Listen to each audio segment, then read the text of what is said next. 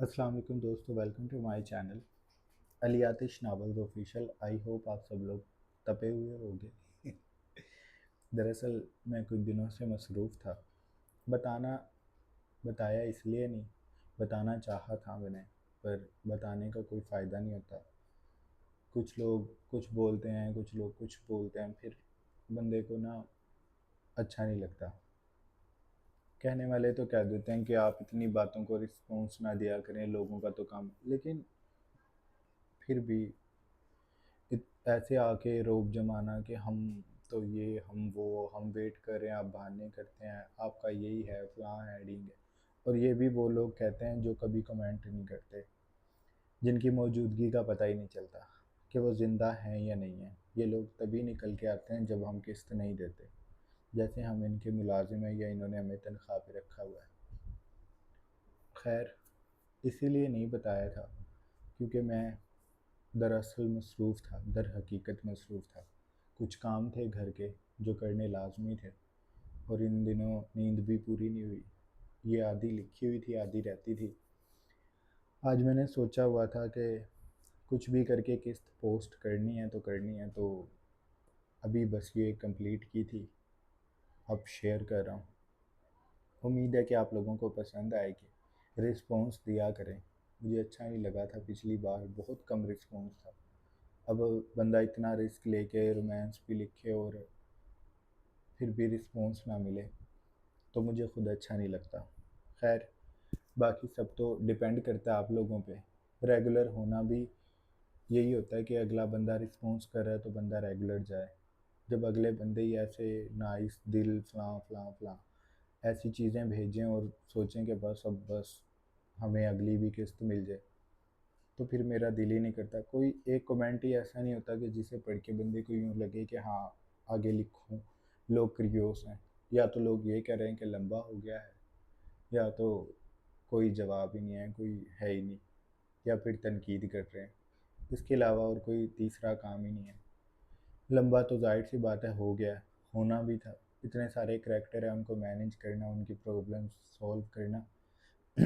और देखा जाए तो 30 मिनट और 20 मिनट की किस्त में मैं कितना ही कवर कर सकता हूँ। अगर आप किस्तों का नंबर देखें तो ये बहुत ज़्यादा है। अगर हम इसको 1 घंटे 1.5 घंटे की किस्त बनाएं तो ये तकरीबन अभी 100 किस्तें भी नहीं हुई। खैर, कहानी तो ऐसे ही चलती रहेगी। जिन्हें लग रहा है कि ये थोड़ा लेंथी हो गया तो वो थोड़ा ब्रेक ले लें, उसके बाद पढ़ लें। अब चलते हैं आज की किस्त की तरफ। आवाज़ ना निकले सिसकियों की। अर्ज़ कलम अली आतिश, किस्त 219 पार्ट 4।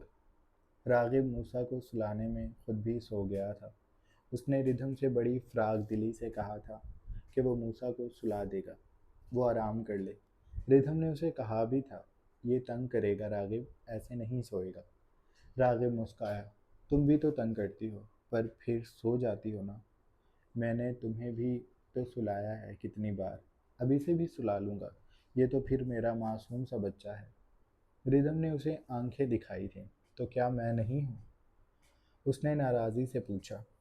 तो रागिब ने लाड से उसका गाल खींचा। तुम नहीं हो। मैं झूठ नहीं बोलूँगा, तुम तो मेरा शरारती सा बच्चा हो, बहुत तंग करने वाला। लेकिन रागिब ये नहीं जानता था कि असल से तो सस्ता ही है, सूद उससे भी ज़्यादा सताएगा। और फिर रिधम ने करवट ले ली। रागिब मूसा को लेकर कमरे में चक्कर लगाता रहा, लेकिन मूसा ना सोया। उसने हर तरह से कोशिश कर ली कि वो सो जाए, लेकिन मूसा नहीं सोया। रागिब की बस हो गई। वो उसे कमरे में लेकर चक्कर काटता रहा। फिर उसने रिधम को देखा जो आंखें नीचे लेटी थी। रिधम सब सुन रही थी, लेकिन वो उठी नहीं थी। वो दिल ही दिल में हंस रही थी कि अब रागिब को पता चलेगा कि वो कितनी साबिर थी, जो उसके गले लगते ही और दो थपकियों पे ही सो जाती थी। लेकिन ये रागिब चौहान का बेटा था।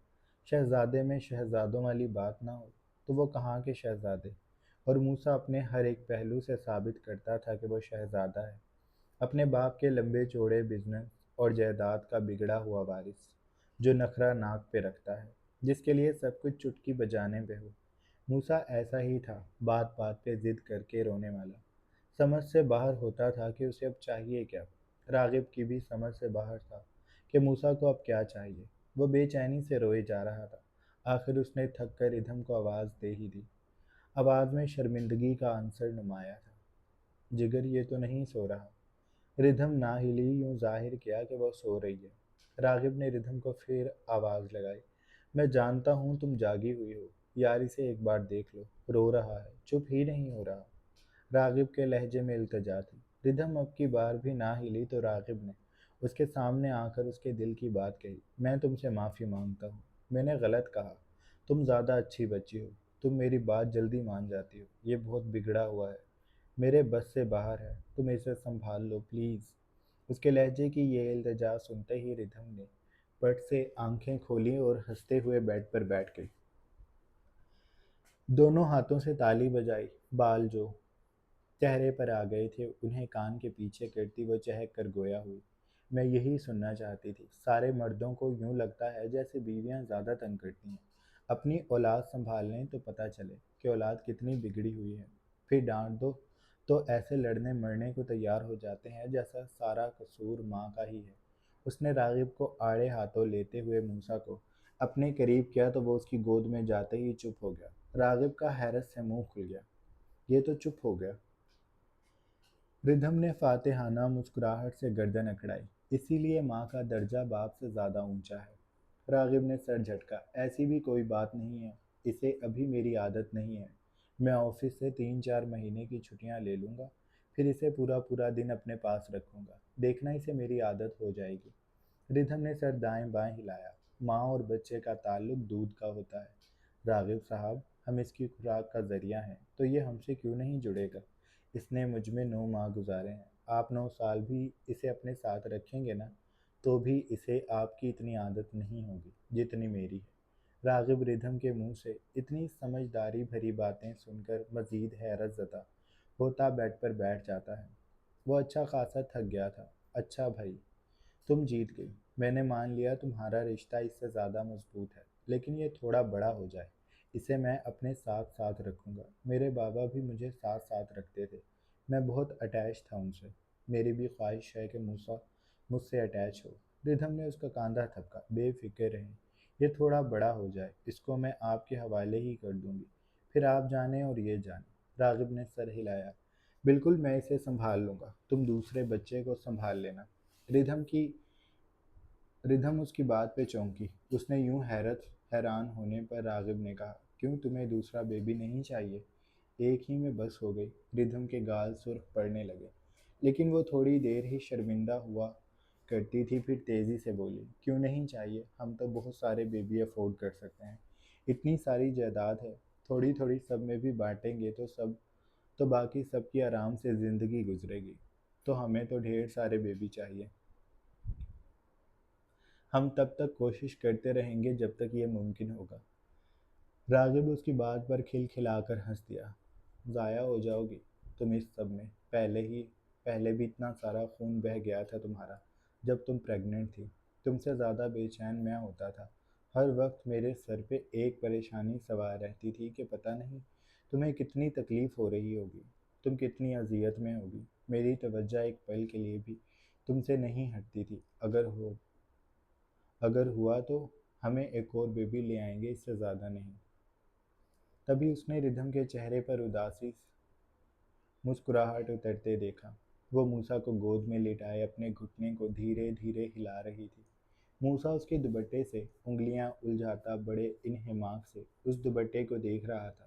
کبھی اپنی انگلیوں کو دیکھتا تو کبھی دوپٹے کو۔ اس کی کانچ جیسی خوبصورت آنکھیں متعجب سی دھیرے دھیرے چھپکتی تھی۔ لمحے موسیٰ پر ساکت تھے یا بہت سست روی سے گزر رہے تھے۔ وہ کسی سلو موشن فلم کا منظر دکھائی دیتا تھا۔ ردھم کے چہرے کی مسکراہٹ پر راغب نے ہاتھ بڑھا کر اس کے ہاتھ کو تھاما۔ تمہیں کیا ہوا؟ چپ کیوں ہو گئی؟ ردھم چند پل راغب کو دیکھتی رہی، پھر بولی، اگر ہماری بیٹی زندہ ہوتی تو ہماری فیملی مکمل ہوتی نا راغب؟ اس کی بات پہ راغب کے دل میں ٹیس سی اٹھی۔ بے ساختہ وہ معصوم سا چہرہ اس کی آنکھوں کے سامنے آ گیا، پر اس نے خود کو نارمل رکھتے ہوئے سر کو جنبش دی، گہرا سانس بھرا اور بولا، کوئی بات نہیں، ہمارے پاس موسیٰ جانی ہے نا، ہم اس سے دل لگا لیں گے اور اپنی بیٹی کو دوبارہ لے آئیں گے۔ وہ اللہ کے پاس ہماری امانت بن کر گئی ہے۔ جب اللہ تعالیٰ کو لگے گا کہ ہم اسے سنبھالنے لائق ہو گئے ہیں تو وہ ہمیں ہماری امانت لوٹا دیں گے۔ تم ان باتوں کو سر پہ نہ سوار کیا کرو، تمہاری طبیعت ابھی ٹھیک ہونے لگی ہے۔ وہ رسان سے اس کے ہاتھ کو تھپکتے ہوئے کہنے لگا تھا۔ ردھم نے سر کو جنبش دے دی تھی اور اب وہ موسیٰ کو اپنے قریب لٹائے اسے دھیرے دھیرے تھپک رہی تھی۔ اس کی نگاہیں راغب کے چہرے پر جمی تھی، اس کی بھی آنکھیں بند تھیں، وہ بھی موسیٰ کی طرح کروٹ لیے لیٹا تھا۔ ردھم نے راغب اور موسیٰ کو باری باری دیکھا۔ وہ ویسے ہی بچے جیسی نیند میں ہلکے سے ابھرے ہوئے ہونٹ، آہستگی سے مندی آنکھیں، پرسکون چہرہ، بھرے بھرے گال، ماتھے پر بکھرے بال۔ البتہ موسیٰ کے کم تھے، لیکن اگر آنے والے وقتوں میں جب اس کے بال گھنے ہوں گے تو بالکل راغب جیسے ملیں گے۔ اسی طرح ایک ہاتھ کو اوپر رکھے دوسرے ہاتھ سے اس نے ردھم کے دوپٹے کو تھام رکھا تھا اور راغب کا ہاتھ موسیٰ کے اوپر سے گزرتا ردھم کے دوپٹے پہ موجود تھا۔ ردھم نے تھوڑی توجہ دی تو اسے احساس ہوا کہ راغب نے بھی اس کے دوپٹے کو مٹھی میں جکڑ رکھا ہے۔ وہ بے ساختہ مسکرا دی تھی۔ کمرے میں راغب اور موسیٰ کے بھاری سانسوں کا آہنگ بکھرا تھا۔ ردھم خاموشی سے کچھ دیر انہیں دیکھتی رہی، پھر وہ آہستگی سے بیڈ سے اٹھی اور باتھ روم کی جانب بڑھ گئی۔ کمرے میں چھائے نیم اندھیرے میں وہ خاموش بیٹھی اسد کو دیکھ رہی تھی۔ وہ اس سے زیادہ ٹوٹ گیا تھا اور ٹینا کے دل میں اسے بچا لینے کی ایک خواہش سر اٹھا رہی تھی۔ اس سے چند راتوں پہلے جب ایک چوہے نے اسد کی پنڈلی پہ کاٹا تو وہ گندمی رنگت، درمیانے قد کاٹ کا مرد ایسے چلایا کہ ٹینا کی جان حلق میں آ گئی۔ گارڈز نے ایک پل کو اندر جھانکا تھا، پھر اس نے دروازے کو مقفل کیا اور اسد کے پکارتے رہنے پہ بھی نہیں پلٹا تھا۔ ٹینا اس کی جانب بھاگ کر آئی تھی۔ وہ خود زخمی تھی، لیکن اسے اپنے زخم کم لگے۔ وہ اسد سے زیادہ مضبوط اعصاب کی تھی، اس نے بہت زیادہ سختیاں دیکھی تھیں۔ اسد اس کا جونیئر تھا اور اس رات وہ اس کی پنڈلی پر اپنی قمیض کا دامن پھاڑ کر باندھتی بہت دیر تک اس کا چہرہ دیکھتی رہی تھی۔ پھر اس نے احتیاط سے اسد کا سر اپنی گود میں رکھ لیا۔ وہ اس کا سر دبانے لگی تھی، اسد سے سک رہا تھا۔ ٹینا کی آنکھیں بھیگی ہوئی تھیں، لیکن وہ رو نہیں رہی تھی، اس کے لیے بس ماحول دھندلایا تھا۔ وہ اسد کے بھاری بھرکم وجود کو اپنے گھٹنے پہ محسوس کرتی، اس کے بالوں میں انگلیاں چلانے لگی تھی۔ اسد رو رہا تھا۔ میں نے غلطی کی، لیکن میں مجبور تھا، اسد نے کہنا شروع کیا۔ وہ یہ باتیں گارڈز کے سامنے حلق کے بل چلا چلا کر کہہ چکا تھا، لیکن اسے سنا نہیں گیا تھا اور اب وہ ٹینا کو سن رہا تھا۔ ٹینا خاموش رہی، اس کی انگلیاں اسد کے بالوں میں جھلتی رہیں۔ خاموش کمرے میں رینگتے حشرات اور سن سن کرتے سانپ بچھو کی موجودگی محسوس ہوتی تھی۔ موت ان کے بہت قریب تھی اور انہیں خاموشی سے دیکھ رہی تھی۔ وہ اپنی غلطیاں مان رہے تھے، ایک دوسرے کے سامنے اعتراف کر رہے تھے۔ ٹینا کر چکی تھی لیکن اسے افسوس نہیں تھا۔ پیٹ پالنے کے لیے میں نے کام محنت سے شروع کیا تھا، پر محنت سے پیٹ نہیں بھرتا، بس انسان صبر کرنا سیکھ جاتا ہے، لیکن میں صبر نہیں کر سکی تھی، اس لیے آج بھگت رہی ہوں۔ میں اپنے کیے پہ شرمندہ نہیں ہوں۔ مجھے اس بات کی تسلی ہے کہ میں شاید اب مر جاؤں گی، اس زندگی سے چھٹکارا حاصل کر لوں گی۔ ایسی زندگی سے آزادی بہت بڑی جیت ہے۔ مجھے موت سے ڈر نہیں لگتا۔ میرے پاس کچھ بھی نہیں ہے، نہ اپنے، نہ عزت، نہ جسم کی حرمت۔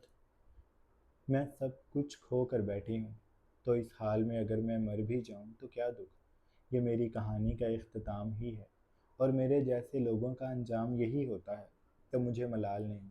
وہ باہمت تھی، اس کا لہجہ اور چہرہ سپاٹ تھا، آنکھیں پتھر کی ڈلیاں لگتی تھیں جن میں کوئی حرارت، کوئی تپش، کوئی پچھتاوا نہیں تھا۔ وہ بھیگ بھی جاتی تو یوں لگتا پتھر پہ پانی آ رکا ہو۔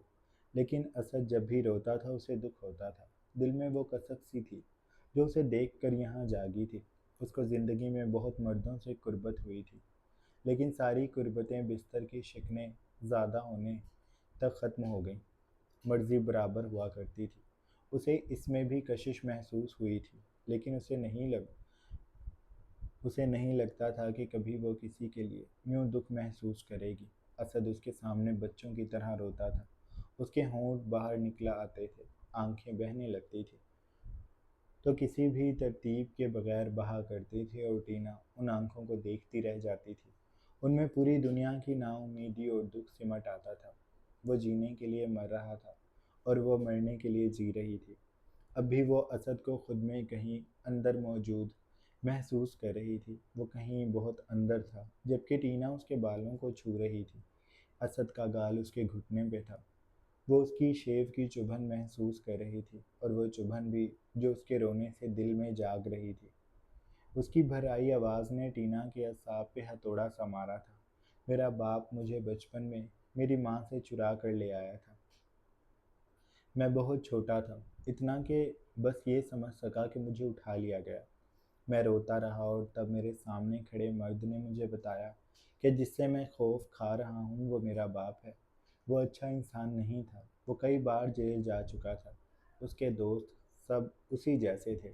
مجھے ماں چاہیے تھی، میری ماں نہ جانے کہاں تھی۔ میں بھاگنے کی کوشش کرتا تو وہ مجھے مارتا تھا۔ اس نے مجھے بہت مارا۔ میں نے اس کی مار کے ڈر سے بھاگنے کا ارادہ ترک کر دیا۔ میں نے کوشش چھوڑ دی۔ میں وہ سارے راستے بھول گیا جو ماں تک جاتے تھے۔ مجھے میرے باپ نے چوریاں سکھائیں۔ اس نے جیسے میری ماں سے بدلہ لیا تھا۔ وہ مجھے کہتا تھا، تیری ماں کہتی تھی کہ میرا بیٹا تجھ جیسا نہیں بنے گا۔ وہ جیت کر خوش تھا اور میں بے حس ہو چکا تھا۔ میں نے اس مرد کو اپنے سامنے مرتے دیکھا تھا۔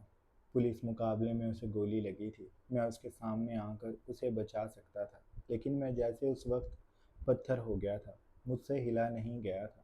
میں بس اسے دیکھتا رہا، اس کو گولیاں چیرتی رہیں۔ میں اس کی طرف نہیں گیا۔ پولیس نے اس کو بھون کر رکھ دیا تھا۔ میں نہیں گیا۔ اس کی آنکھیں ساکت مجھے دیکھ رہی تھیں۔ پھر وہ ٹھنڈا پڑ گیا۔ اس کی آنکھوں کی ٹھنڈک میرے وجود میں سنسنی بن کر دوڑ گئی تھی۔ باقی سب ساتھیوں نے مجھے ہلایا تھا۔ میں بڑی مشکل سے ان آنکھوں کی ٹھنڈک سے نکلا تھا، لیکن ان ساکت آنکھوں کو دیکھ کر مجھے بہت سکون آیا تھا، جیسے میرا باپ نہ مرا ہو، میرے وجود سے بوجھ ہٹ گیا ہو۔ مجھے ایسا لگتا تھا۔ وہ رکا، ہچکی لی، سانپ رینگتا ہوا اس کے سامنے سے گزر گیا۔ اس کی پھنکار اور سرسراہٹ نے اسد کے رونگٹے کھڑے کر دیے تھے۔ وہ لمحہ بھر رکا۔ ٹینا اپنی پشت دیوار سے لگائے بیٹھی تھی، چہرہ اوپر کو تھا اور سر کا پچھلا حصہ دیوار سے لگا تھا۔ وہ سامنے کی دیوار کو دیکھ رہی تھی، جہاں ہلکی سی روشنی کی لکیر تھی۔ اسد ایک بار پھر بولنے لگا تھا، مجھے لگتا تھا میرا باپ مرے گا تو میں سدھر جاؤں گا، میں اپنی ماں کو ڈھونڈ لوں گا، اس کے ساتھ رہوں گا، میں اچھا بن جاؤں گا۔ لیکن مجھے بعد میں پتہ چلا کہ اب میں اتنا آگے نکل آیا ہوں کہ اگر میں ماں تک چلا بھی گیا تو کوئی میرا ہی دشمن میری ماں کو مار دے گا، کیونکہ میں نے ان پہ رحم نہیں کھایا تھا۔ وہ مجھ پہ رحم نہیں کریں گے۔ میری ماں میری کمزوری بن جائے گی۔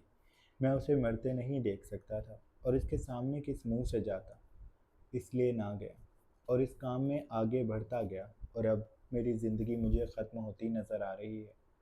میں یوں مرنا نہیں چاہتا۔ میں اپنی ماں سے ملنا چاہتا ہوں، اسے دیکھنا چاہتا ہوں۔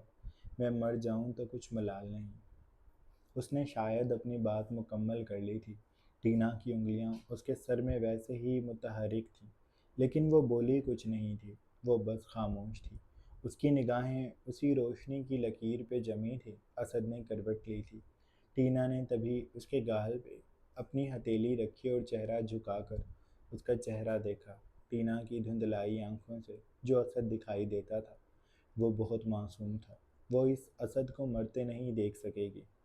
تم یہاں سے باہر نکلو گے اسد، اس نے کہا۔ اسد چونکا تھا۔ کیا مطلب؟ اس نے ٹینا سے پوچھا، لیکن اس نے جواب نہ دیا۔ نہ جانے کیا سوچ کر وہ جھکی اور اس نے اسد کے گال پہ لب رکھ دیے۔ اسد ساکت رہ گیا تھا۔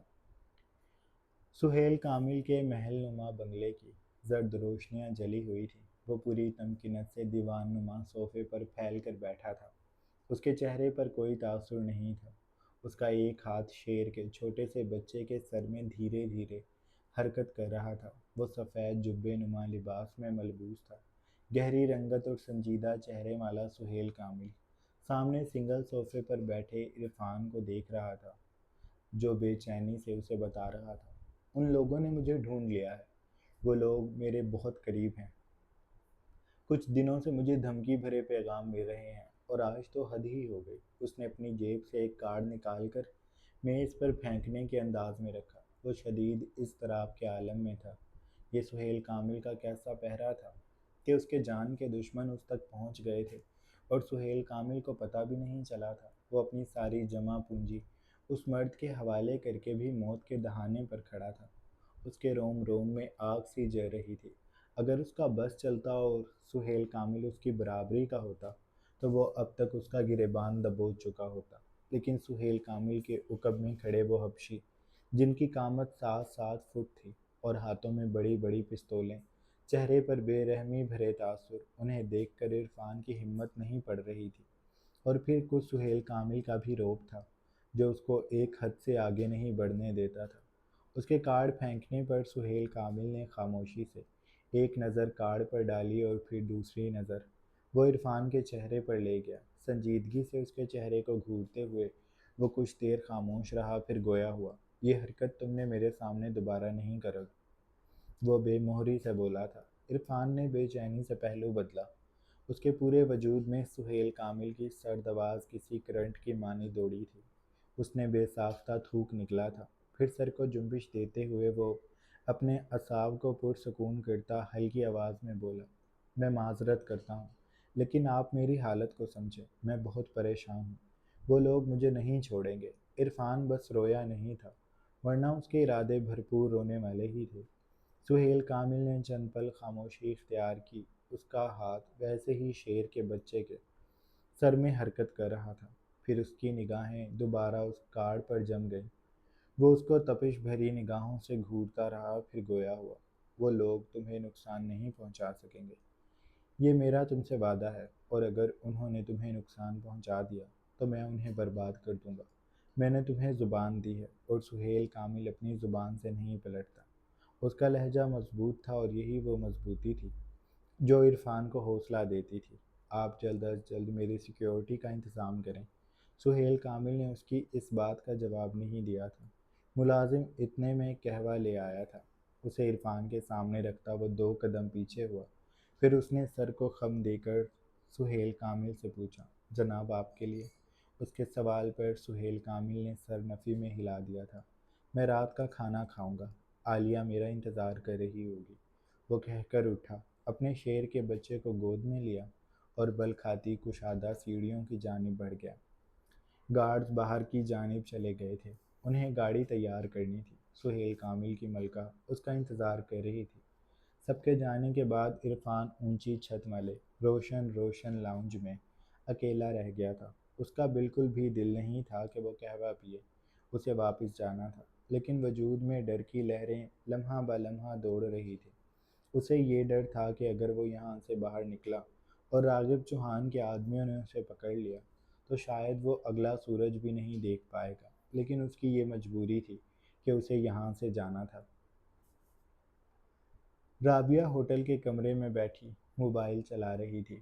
اس کا ارادہ اپنے ذہن کو بانٹنا تھا، جو اس پریشانی کو لیے ہوئے تھا کہ راغب چوہان کے آدمیوں نے انہیں ڈھونڈ لیا ہے۔ اب وہ لوگ کسی بھی وقت انہیں دبوچ لیں گے۔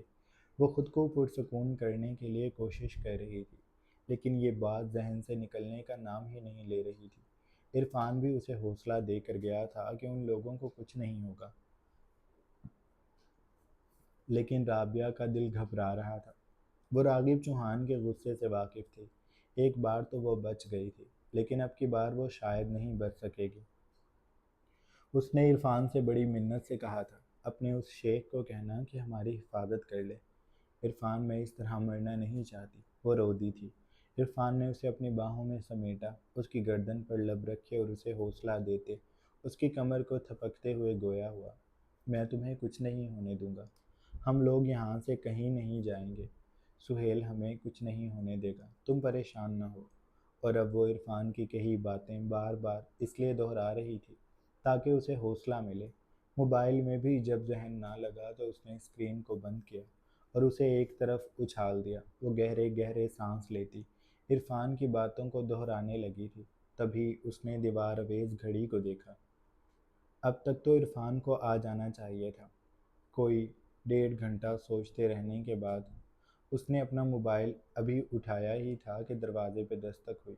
عرفان آیا ہوگا، اس نے کہا۔ کھڑے ہو کر جوتے پہنتی وہ بالکنی کی طرف کھلتے دروازے کو بند کر کے اس پہ پردے برابر کرنے کے بعد داخلی دروازے کی جانب بڑھی۔ دروازے کا ناب گھما کر جب اس نے دروازہ کھولا تو سامنے روم سروس کے لیے لڑکا کھڑا تھا، ہاتھوں پر گلوز، چہرے پر ماسک، سر پر بھی کیپ۔ رابعہ نے اسے تیکھی نگاہوں سے دیکھا اور گویا ہوئی، ہمیں ابھی کوئی صفائی نہیں چاہیے، تم چلے جاؤ یہاں سے۔ لیکن ابھی رابعہ دروازہ بند کرتی کہ اس لڑکے نے دروازے پر ہاتھ رکھا اور اسے دھکیلتا وہ کمرے میں داخل ہو گیا۔ رابعہ کو دھکا سا لگا اور وہ اپنا توازن کھوتی دیوار سے جا لگی۔ سنبھل کر اس نے اس لڑکے کو دیکھا جو کمرے میں داخل ہو گیا تھا اور جس نے دروازہ بند کر لیا تھا۔ تمہاری ہمت؟ رابعہ ابھی مزید آگے بولتی کہ اس لڑکے نے اپنے چہرے سے ماسک ہٹایا تو رابعہ کی دنیا اس کی آنکھوں کے سامنے گھوم گئی۔ اس کے سامنے جبران کھڑا تھا۔ وہ یہ چہرہ کیسے بھول سکتی تھی؟ راغب چوہان کا سب سے خاص گارڈ اس کے سامنے موجود تھا اور اس کے لبوں پر موجود مسکراہٹ رابعہ کا خون جمانے کے لیے کافی تھی۔ باس نے کہا تھا جب میں تم سے ملوں تو کہوں welcome to the club. Rabia اسے دیکھتی کی دیکھتی رہ گئی۔ اس میں اتنی بھی بساط باقی نہیں رہی تھی کہ وہ اپنی جگہ سے ہل سکے۔ وہ دیوار کا سہارا لیے کھڑی تھی، آنکھیں ابل کر باہر گرنے کو ہو رہی تھی اور سانس سینے میں اٹک رہا تھا۔ جاری ہے۔ جناب یہ تھی ہماری آج کی ایپیسوڈ۔ آئی ہوپ آپ لوگوں کو اچھی لگی ہوگی۔ اگر آپ کو قسط اچھی لگی ہے تو آپ لوگ چینل کو لازمی سبسکرائب کر لیں، بیل آئیکن کے بٹن کو بھی پریس کر لیں۔ اپنا ڈھیر سارا خیال رکھیں۔ بہت جلد ایک نئی قسط کے ساتھ حاضر ہوں گا۔ اللہ حافظ۔